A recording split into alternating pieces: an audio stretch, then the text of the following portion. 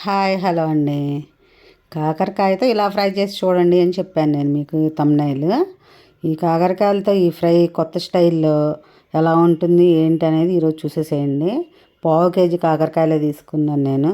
వీటిని నేను ఎలా ఫ్రై చేశాను, దాని టేస్ట్ ఎలా వచ్చింది అనేది కూడా మీరు చూడండి, చెయ్యండి, చెప్పండి. Welcome back to Jas vlogs.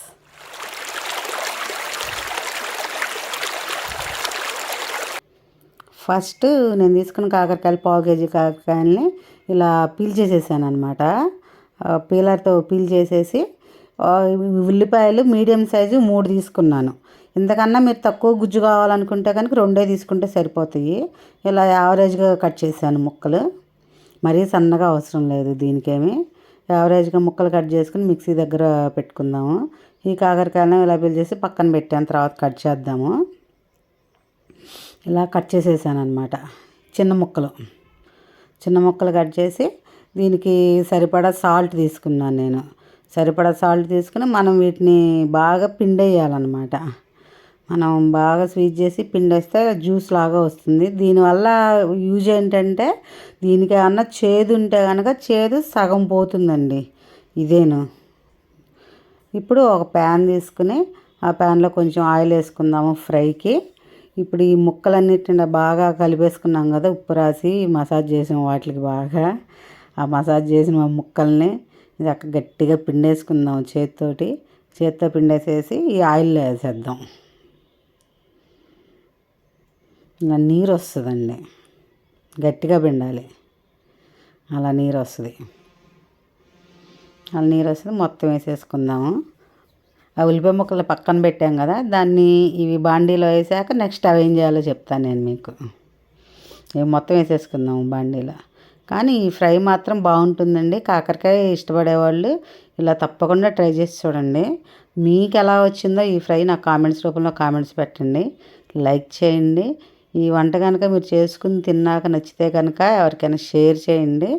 Subscribe చేసుకొని వాళ్ళందరూ సబ్స్క్రైబ్ చేసుకుని చూడండి మా ఛానల్ని. ఇవి మొత్తం అయిపోయినాయండి పిండటం. ఇంకా దీన్ని మనం సిమ్లో కానీ మీడియంలో కానీ పెట్టేసేసుకుని 5 minutes అలా వదిలేసేయచ్చు. ఒక్కసారి కలపెట్టుకుని చక్కగా.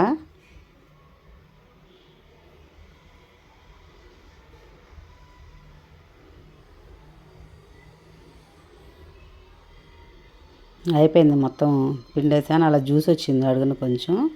ఇప్పుడు దీన్ని మొత్తం బాగా కలబెట్టేసేసుకుని మీడియంలో పెట్టేసుకోవచ్చు, ఇబ్బంది ఏమి ఉండదు ఈ ముక్కల్ని. ఇంకా అవే వేగుతూ ఉంటాయి. కావాలంటే పైన మూత కూడా పెట్టుకోవచ్చు అండి దీనికి.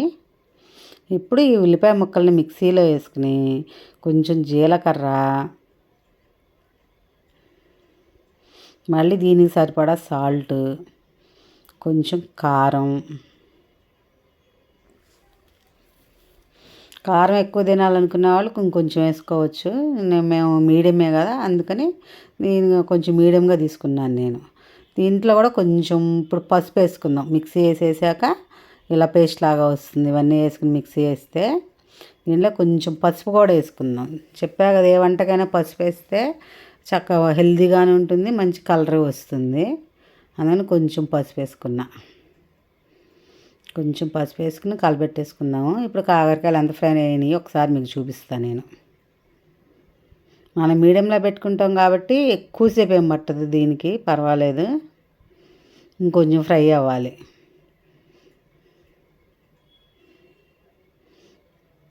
ఈలోపు మనం ఏం చేద్దామంటే ఇంకో ప్యాన్ తీసుకుని దాంట్లో కొంచెం ఆయిల్ వేసుకుని ఈ ఉల్లి పేస్ట్ని కూడా మనం ఫ్రై చేసుకోవాలి.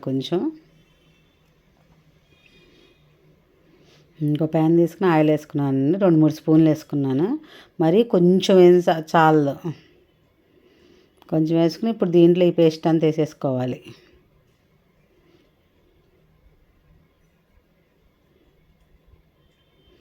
ఈ పేస్ట్ అంతా దీంట్లో వేసేసుకుని ఇది కూడా కలబెట్టి, ఇది మాత్రం కొంచెం దగ్గర నుంచి కలబెడితే బాగుంటుంది మాడకుండా. ఇది కూడా మీడియంలో పెట్టుకోవచ్చు. దగ్గర నుంచి బాగా కలబెడితే బాగా మనకి తెలిసిపోతుంది అన్నమాట, ఇది ఫ్రై అయింది, ఇక దీంట్లో నీరు లేదు అని చెప్పి. ఈలోపు కాకరకాయలు చూద్దాం, ఇవి వేగిపోయినట్టేనిక. వీటినన్నిటిని ఒక గిన్నెలో తీసేసుకుందాం ఇప్పుడు.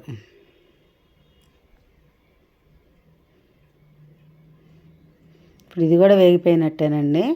ఇది కూడా ఒక 5-10 మినిట్స్ లోపు పడుతుంది, ఒక 10 మినిట్స్ పడుతుంది, అంతకన్నా ఎక్కువేం పట్టదు. అవి మనం సగం వేగాక కనుక ఈ ప్రాసెస్ స్టార్ట్ చేస్తే రెండు ఒకేసారి వచ్చేస్తాయండి, టైం వేస్ట్ లేకుండా. ఇది వేగాక ఇంకొంచెం వేగాలి అన్నప్పుడు ఆ ముక్కలు మనం దీంట్లో పోసేసుకుందాము. ఇవేమో కంప్లీట్గా వేగిపోయినాయి, ఇదేమో ఇంకొంచెం వేగాలన్నప్పుడు 3 వంతులు ఉడికాక ఉల్లి పేస్ట్ దీంట్లో వేసి ముక్కలన్నిటిని బాగా కలిపేసేసి అన్నీ కలిపి ఫ్రై చేసుకోవాలన్నమాట. అప్పుడు చక్కగా ఈ పేస్ట్ ముక్కలకి పట్టి బాగుంటుంది. ఈ పేస్ట్ ఈ గుజ్జు కనుక ఎంత వద్దు అనుకున్న వాళ్ళు, ఇందాక చెప్పాను కదా నేను 3 ఉల్లిపాయలు తీసుకున్నాను కదా, దానికి 2 ఉల్లిపాయలు తీసుకుంటే సరిపోతుంది. అప్పుడు ముక్కలు ఎక్కువ పేస్ట్ తక్కువ వస్తుంది, అదే తేడా, అంతకన్నా ఇంకేం లేదు. మనకి ఈ పేస్ట్ ఇష్టం ఉన్న వాళ్ళు ఇది కొంచెం ఎక్కువ వేసుకోవచ్చు. ఎలా అయినా బాగుంటుంది. ఉప్పు కారం కరెక్ట్గా వేసుకుంటే కనుక ఏ వంటకమైనా చాలా రుచిగా వస్తుంది.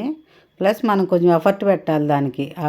చేసే మనం ఏ వంట అయినా సరే కొంచెం శ్రద్ధగా ఇష్టంగా చేస్తే కనుక ప్రతి వంట మనకు సూపర్గా వస్తుందండి. అయిపోయింది, గిన్నెలోకి తీసేసుకున్నాను, రెడీ టు సర్వ్ అనమాట. చాలా టేస్టీ హెల్దీ కాకరకాయ ఫ్రై అండి. తప్పకుండా ట్రై చేసి చూడండి.